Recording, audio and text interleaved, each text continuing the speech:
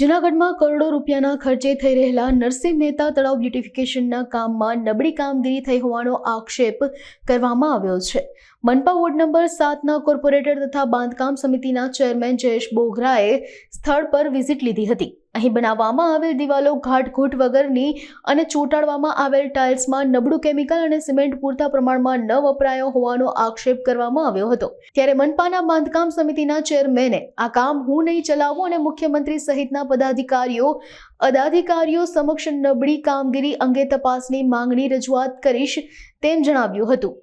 સાથે જ જેટલા પણ અધિકારીઓ આમાં સામેલ હોય, જેની જવાબદારી હોય, તેમની સામે કડક કાર્યવાહી થાય તે માટે પગલાં ભરાવીશ તેવો હુંકાર કર્યો હતો.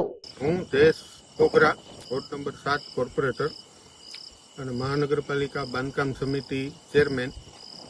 આજરોજ નરસિંહ મહેતા તળાવનું જે બ્યુટિફિકેશનનું કામ ચાલી રહ્યું છે ત્યાં સ્થળ તપાસ કરવા માટે હું ગયેલ અને ત્યાં જઈ અને જોતા મને એવું લાગ્યું કે ભાઈ જે દિવાલો ઉપર જે ટાઇલ્સ લગાવેલી છે, જે દિવાલો બનાવેલી છે, એ ખૂબ જ નબળી ગુણવત્તાનું કામ થયેલ છે.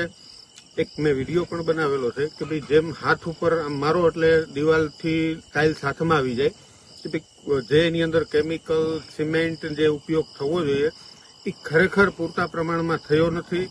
હવે આ અધિકારીઓ જે એની ઉપર છે એ લોકોએ કઈ રીતે કરાવેલું છે, આટલું નબળું કામ શું કામ કરાવેલું છે, આમની તપાસની હું પણ ઉપર માંગણી કરીશ અને આમાં જે તે અધિકારી જે કાંઈ સંડોવાયેલા હોય એમની ઉપર કડકમાં કડક પગલાં લેવાય.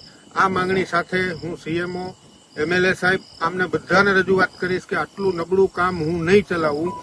આના માટે એક મેં વિડીયો પણ મૂકેલો છે, એ આપ લોકો જોશો તો આપને ખ્યાલ આવશે કે આ કામની ગુણવત્તા કેટલી છે.